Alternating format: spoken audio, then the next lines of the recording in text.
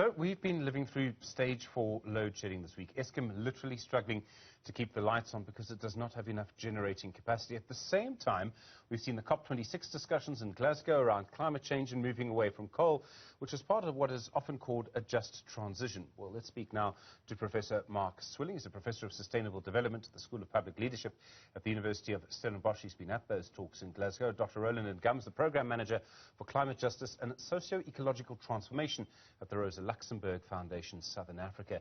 Gentlemen, good afternoon to you. Good morning in some cases, and thank you for your time. Professor Swilling, if I may start with you, when we have such drastic load shedding, the obvious question is, what's going on at Eskom? Despite all of the warnings, despite 13 years to fix it, we still don't have enough generating capacity.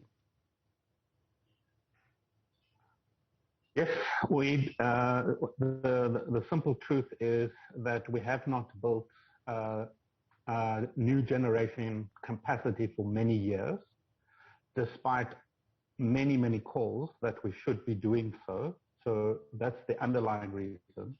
At the same time, you ask, what's going on behind the scenes. You have a new top management team that's been in place for just over a year, and the chief executive has now been in office longer than the previous 10, because we've had 10 chief executives in 10 years, which makes for a very unstable institution. And underneath that is wholesale corruption and looting that has been a way of doing things in Eskom for a very long time. And the top management team are trying to clean that up. And obviously they're getting a backlash. And there's sufficient evidence at lower levels of sabotage at plant level. So it's a very tricky, messy mix, made worse by the fact that Eskom's in a financial crisis. It doesn't generate enough income to cover its debt obligations, for example, which is why it needs state support. Professor Swilling, I mean, we see almost a campaign against the top management at Eskom from time to time, people saying under de Ruyter must step aside, must step down. I mean, is that part of it? I mean, it seems that in a way there's almost a group of people who just want him out. Is that because of the corruption? Is that because of something else? Well, when you clean up corruption, as we've just heard from Dr. Motsoaledi, you are going to have resistance. There are vested interests who depend on looting, and they're going to fight back. At the same time, it's clear that there is no future for coal, that no one is going to fund new coal-fired power stations in the world that we currently live in. And even if there was somebody who was prepared to fund coal-fired power stations, it would take 10 years to build one. And as we've seen with Medupi and Kusile, when we do build new ones, they don't operate like new ones. They operate like old ones because we just don't know how to do it properly. So what you're seeing is a social media campaign and a public campaign, an extremely irresponsible campaign, by the way, to call for his resignation at exactly the point when he's making progress. And it's not just him, it's his top management team. And if you put somebody else there, they're going to face exactly the same challenges, and it'll take them another 18 months to figure out what to do. So why do we want to make our situation even worse than it is by replacing the people who are doing a good job cleaning out looting, unless you are a looter? Dr. Roland Ngams, I mean, we've had so many suggestions this week and pledges, and let me put it this way, reports of pledges that the world is going to move away from coal. Do you believe that's really going to happen in South Africa? There's a huge fight around this. You'll have seen the Energy Minister, Gwede Mantashe. This will be the biggest change to energy production in our history. Do you think that Eskom in particular is going to change the way it produces electricity? Well, I think we have to say that within power structures in South Africa, we have a tug of war between what the country can really afford at the moment and really where the country should be going, with the head of state really having indicated clearly that he wants to power past coal. And he has created a commission which has done sterling work and which has really galvanized international support for South Africa. South Africa really has stated through the president that it wants this change. but the Minister of Energy really is also, I'm sure, being lobbied heavily by the fossil industry. We really can make the transition if the country, through the president, really puts its foot down and says, this is what we want. But if we leave it to the Minister of Energy, it's probably not going to happen. It seems, Dr. Ngam, there's also been a setback in Europe. Their gas prices are suddenly very high. They have a shortage of energy. I mean, I've been told there was a shortage of wind over their summer season. I mean, is there a risk that in some parts of the world this process of moving away from coal and gas is going to go backwards? Well, what you're saying is very, very right, because right now the world has about 38% of the world's energy is produced by coal, and that is increasing. About a few weeks ago, 3 weeks ago, I think, China suffered a major energy collapse in 22 states. And we have seen the supply chain issues in the United Kingdom as well, Nord Stream 2, which shows that in many countries we have this sudden spike in prices. It could be the post-COVID economy, post-COVID recovery, I'm sorry, and which really shows a kind of appetite almost for sticking to fossils until we really have really good logistics with renewables.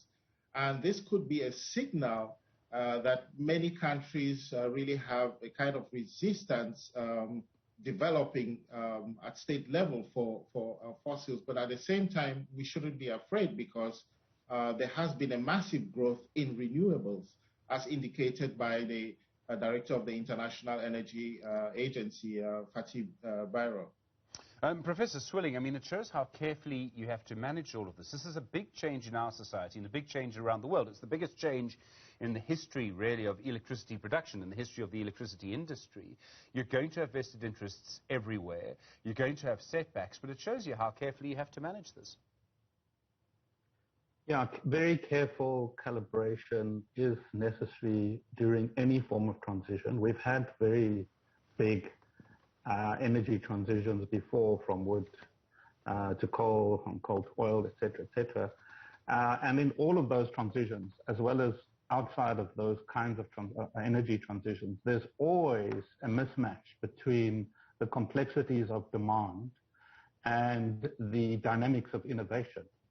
And so what we are seeing is a very radical and fundamental transformation in the way the grid works, simplicity of generators, the dependence on natural resources like wind and solar, and at the same time, very importantly, very difficult financial dynamics where you have a massive disinvestment in coal and a buildup of cash for investments in renewables, but not enough projects.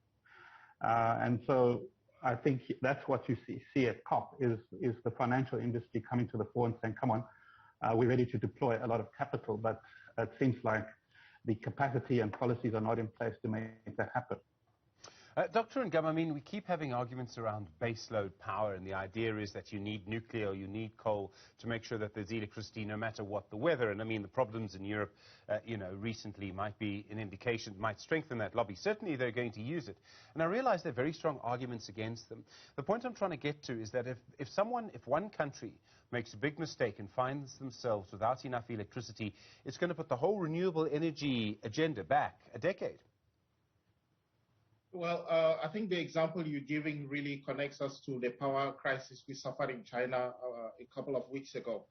But really, we have to also look at the countries where renewables have worked, in the Nordic countries, in the Netherlands, etc. There are enough models to show us that the system can work if we put enough investment. Remember that we're talking about replacing a fossil industry which is about a century old with new systems which are in some cases only a decade old, in other cases which started earlier, about 2 decades old. We cannot expect, like Professor Swilling was saying, we cannot expect the same seamlessness in these new systems that we are used to in the old systems. Let us look at what has been working. Some of the results published by the International Renewables Energy Agency. There is really good success, and this should be what we focus on going forward. When we talk about how all of this is changing, Professor Swilling, it's also going to change the design of transmission networks. We have problems with transmission networks at the moment. Everyone wants to produce their renewable energy, their solar energy in the Northern Cape because it's got, I love this phrase, high-quality solar radiation. It's very sunny a lot of the time, is what they mean. And we don't have enough transmission network in the Northern Cape. But, I mean, is there any reason why we can't actually just put a lot more solar plants in Mpumalanga where we have a much bigger transmission network? Professor Swilling, what I'm trying to get to is we might start to see the way that our transmission networks and even the designs of our cities change as a result of this. You're going to see very, very fundamental changes in the way everything works. You're absolutely right. There's definitely a case to be made for rapid escalation of renewables in Mpumalanga. We should be building 5 to 6 gigawatts per annum. It's taken us 10 years to do 5 since 2011. So just to put that in perspective.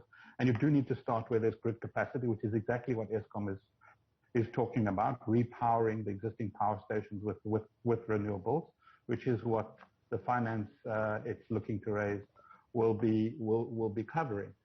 But then you do need to extend the grid, and there's going to be a significant shift from the generation of power in the northeast to the southwest. But in the southwest, the grid is weak. So you probably need around 150 billion rand to rejig the national grid to take on the very substantial amount of renewables that will be coming online per annum for the next 20, 30 years. In fact, once you start building renewables, you can't stop because you have to rebuild after 20 years, because that's how long they last. Dr. Ngam, I mean, some people talk about, if this all works out, that you would actually have a surplus of electricity. And if you have a surplus of electricity, there are all sorts of things you can do with it that we can't really do now. I mean, is that science fiction? Is that fantasy? Is it actually something that could be possible? If we get everything right, we could find that we actually start producing a lot more electricity than we've ever produced before? Well, we also need to look at a certain number of things. First of all, there is demographic growth, which has to be factored in. We have to look at industrial growth, which has to be factored in. And all this should need a lot more electricity than we are producing now, probably investments in the region of a minimum of about $1 billion to $2 billion US dollars, about 30 billion rand per annum. And at the same time, we also need to remember that we have a Southern African power pool which purchases electricity from South Africa. And due to the integrations and the problems that we've had with droughts in the Kariba Dam, for example, and also a country like China indicating that it is no longer going to invest in coal plants in Zimbabwe, if South Africa does the right investments in renewables, in hydrogen and so on, it could be exporting a lot more to the region, to countries that do not have the capacity to invest in electricity at the moment. And so the kind of energy that has organized towards giving South Africa money to power past coal really should be leveraged by the president, and he should really take initiative at this moment, because the Minister of Energy is against that. He should take initiative and invest for South Africa's industry, for South Africa's future, as well as for the entire SADC region. Dr. Roland Ngam, Program Manager for Climate Justice and Socio-Ecological Transformation at the Rosa Luxemburg Foundation in Southern Africa. Professor Mark Swilling, Professor of Sustainable Development at the School of Public Leadership at the University of Stellenbosch. I thank you both for your time this afternoon. I really do appreciate it on Newsfeed. I know it's not going to be the last time we're going to ask for some of your wisdom on this issue, such an important issue facing us over the next decade or so.